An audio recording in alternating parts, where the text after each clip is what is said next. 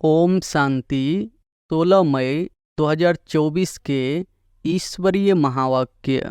पहले एक नज़र मुरली के मुख्य पॉइंट पर। बाबा ने कहा, यहाँ तो बाप कभी गुस्सा आदि नहीं करते हैं। समझते हैं अगर बाप को याद नहीं करेंगे तो विकर्म विनाश नहीं होंगे, अपना ही जन्म जन्मांतर के लिए नुकसान करेंगे। बाप तो समझानी देते हैं आगे के लिए सुधर जाए। याद की यात्रा पर अटेंशन दो, साथ साथ चक्र को बुद्धि में रखो, दैवी गुण धारण करो। याद है मुख्य। सृष्टि चक्र की नॉलेज तो बहुत सिंपल है, वह है सोर्स ऑफ इनकम, परंतु उनके साथ दैवी गुण भी धारण करने हैं। छोटे बच्चों में भी आसुरी गुण होते हैं, लेकिन उन्हों को मारना बिल्कुल नहीं है और ही सीखते हैं। वहाँ सतयुग में तो सीखना नहीं होता है, यहाँ तो माँ बाप से बच्चे सब सीखते हैं। है भी सेकंड की बात। अल्प को जान गए हो तो बेबादशाही जरूर मिलनी चाहिए। और फिर बाबा ने कहा, अपने को आत्मा समझ मुझ अपने बेहद बाप को याद करो। इसमें है मेहनत।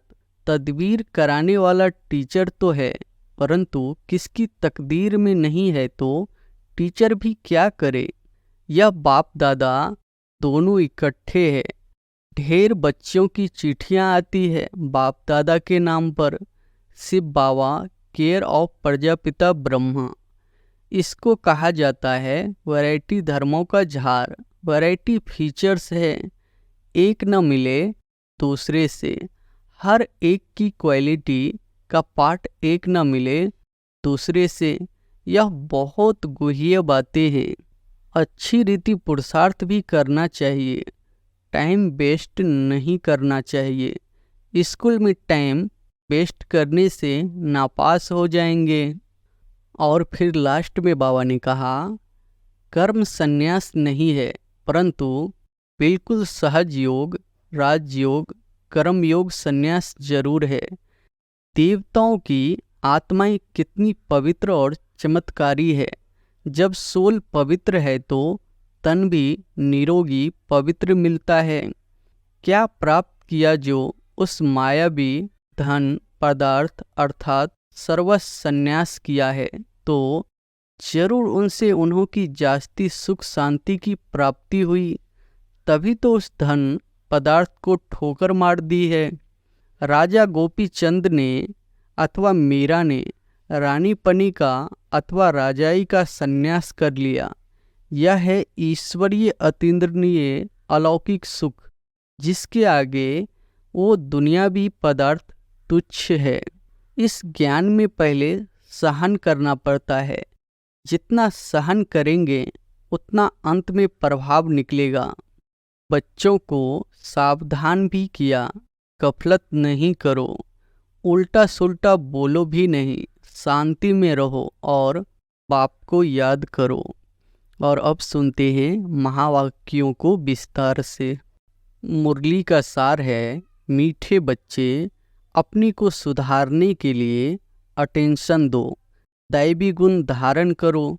बाप कभी किसी पर नाराज नहीं होते, शिक्षा देते हैं, इसमें डरने की बात नहीं।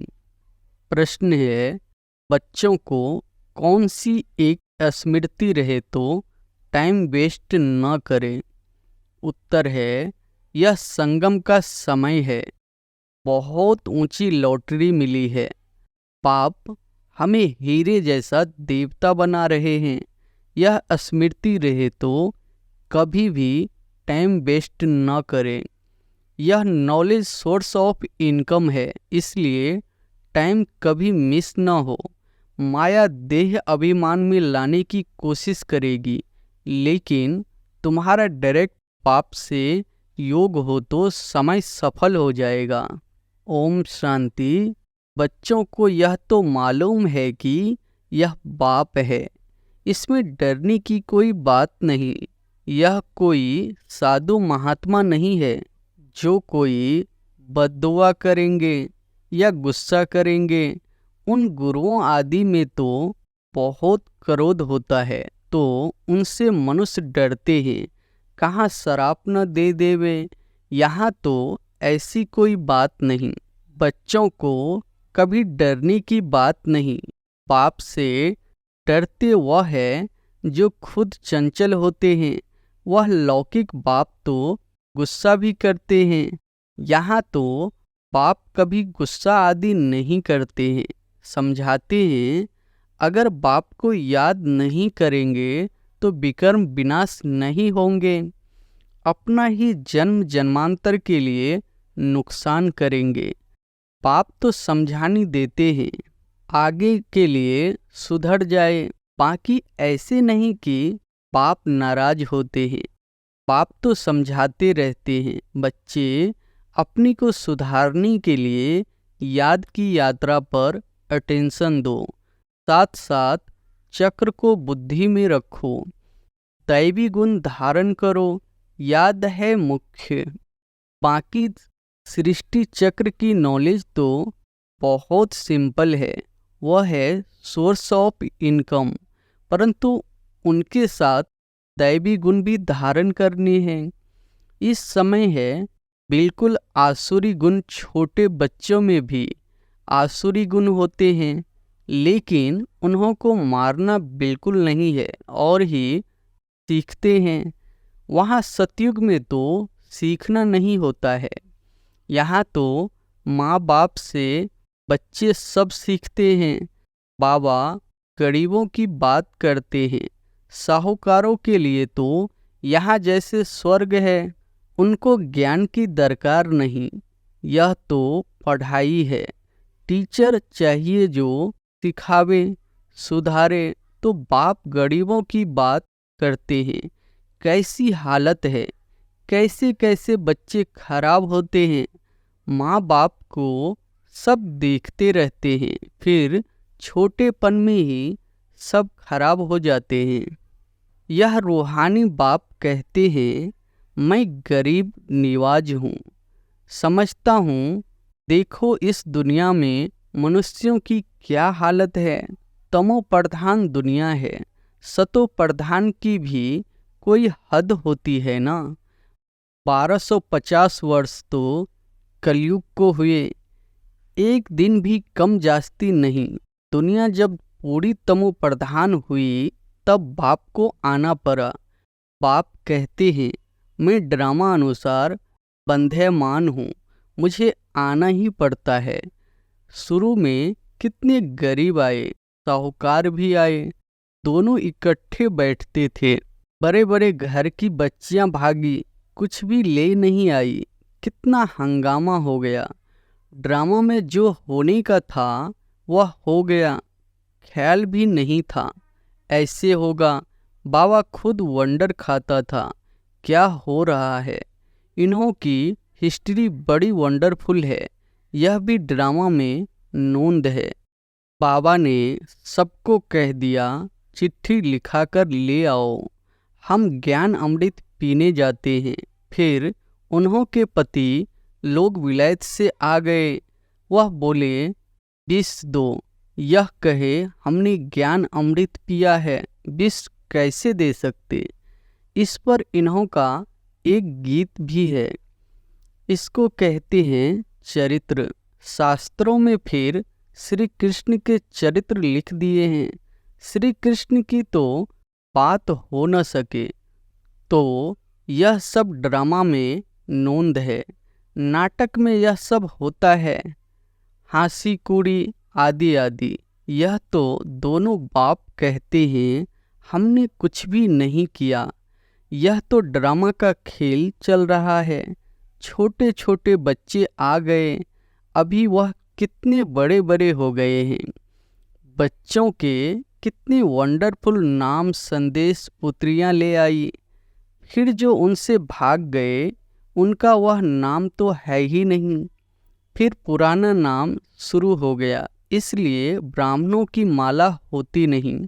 तुम्हारे पास कुछ भी नहीं है, पहले माला फेरते थे, अभी तुम माला के दाने बनते हो। वहाँ भक्ति होती नहीं, यह नॉलेज है समझने की, है भी सेकंड की नॉलेज। फिर उनको कहते हैं ज्ञान का सागर। सारा सागर स्याही बनाओ, जंगल कलम बनाओ, तो भी पूरा हो न सके। और फिर है भी सेकंड की बात। अल्प को जान गए हो तो बेबादशाही जरूर मिलनी चाहिए। तो वह अवस्था जमाने में अर्थात पतित से पावन होने में मेहनत है। बाप कहते हैं अपने को आत्मा समझ, मुझ अपने बेहद के बाप को याद करो, इसमें है मेहनत। तदबीर कराने वाला टीचर तो है, परंतु किसकी तकदीर में नहीं है तो टीचर भी क्या करे। टीचर तो पढ़ाएंगे, ऐसे तो नहीं रिश्वत लेकर पास कर देंगे। यह तो बच्चे समझते हैं, यह बाप दादा दोनों इकट्ठे हैं। ढेर बच्चियों की चिट्ठियां आती है बाप दादा के नाम पर। शिव बाबा केयर ऑफ प्रजापिता ब्रह्मा। बाप से वर्षा लेते हो, इस दादा द्वारा त्रिमूर्ति में है, ब्रह्मा द्वारा स्थापना कराते हैं। ब्रह्मा को क्रिएटर नहीं कहेंगे, बेहद का क्रिएटर तो वह पाप ही है। प्रजापिता ब्रह्मा भी बेहद का हो गया। प्रजापिता ब्रह्मा है तो बहुत प्रजा हो जाएगी। सब कहते हैं ग्रेट ग्रेट ग्रैंडफादर। शिव बाबा को ग्रेट ग्रेट ग्रैंडफादर नहीं कहेंगे, वह तो सभी आत्माओं का बाप हो गया। आत्माएं सभी भाई भाई है, फिर बहन भाई होते हैं। बेहद के सिजरे का हेड प्रजापिता ब्रह्मा हो गया। जैसे बिरादरी का सिजरा होता है ना, यह है बेहद का सिजरा। आदम और बीवी, एडम और ईव किसको कहते हैं? ब्रह्मा सरस्वती को कहेंगे। अब सिजरा तो बहुत बड़ा हो गया है, सारा झाड़ जर्जरी भूत हो गया है, फिर नया चाहिए। इसको कहा जाता है वैरायटी धर्मों का झाड़। वैरायटी फीचर्स है, एक न मिले दूसरे से। हर एक की एक्टिविटी का पार्ट एक न मिले दूसरे से। यह बहुत गुह्य बातें हैं, छोटी बुद्धि वाले तो समझ न सके, बहुत मुश्किल है। हम आत्मा छोटी बिंदी है, परमपिता परमात्मा भी छोटी बिंदी है, यहाँ बाजू में आकर बैठते हैं। आत्मा कोई छोटी बड़ी नहीं होती है। बाप दादा दोनों का इकट्ठा पार्ट बड़ा वंडरफुल है। बाबा ने यह रथ बड़ा अनुभवी लिया है। बाबा खुद समझाते हैं यह भाग्यशाली रथ है। इस मकान अथवा रथ में आत्मा बैठी है। हम ऐसे बाप को किराए पर अपना मकान व रथ देवे तो क्या समझते हो? इसलिए इनको भाग्यशाली रथ कहा जाता है, जिसमें बाप बैठ तुम बच्चों को हीरे जैसा देवता बनाते हैं। आगे थोड़े ही समझते थे, बिल्कुल तुच्छ बुद्धि थे। अभी तुम बच्चे समझते हो तो फिर अच्छी रीति पुरुषार्थ भी करना चाहिए। टाइम वेस्ट नहीं करना चाहिए। स्कूल में टाइम वेस्ट करने से नापास हो जाएंगे।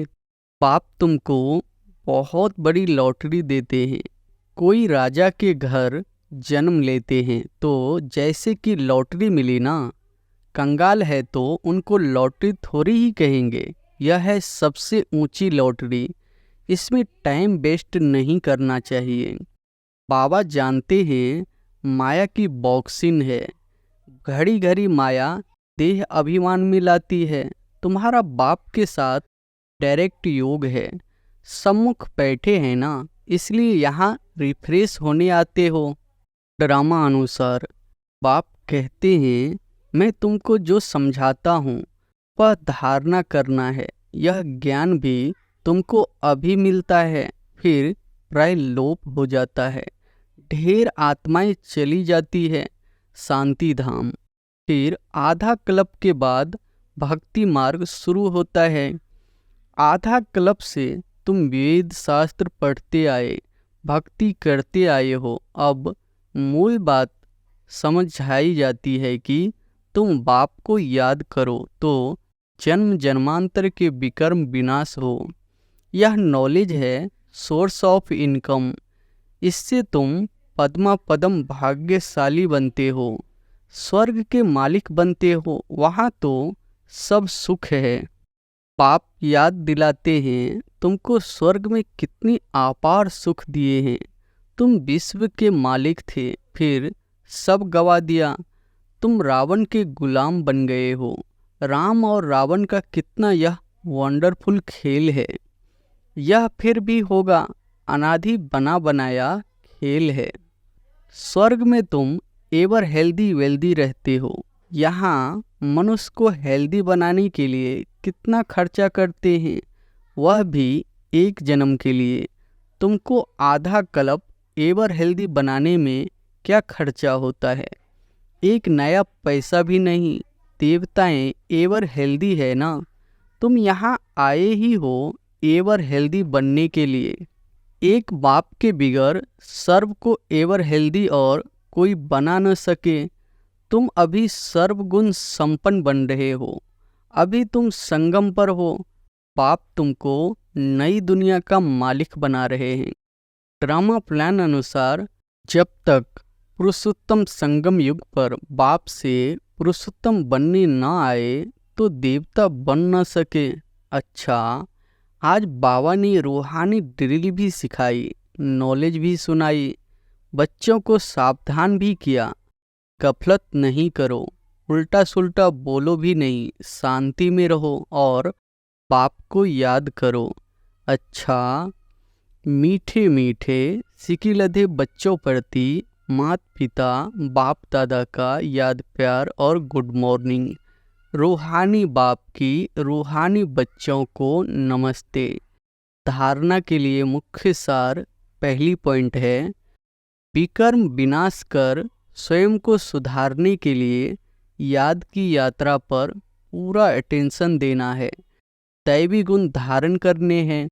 दूसरी पॉइंट है, देवता बनने के लिए संगम युग पर पुरुषोत्तम बनने का पुरुषार्थ करना है। गफलत में अपना टाइम वेस्ट नहीं करना है।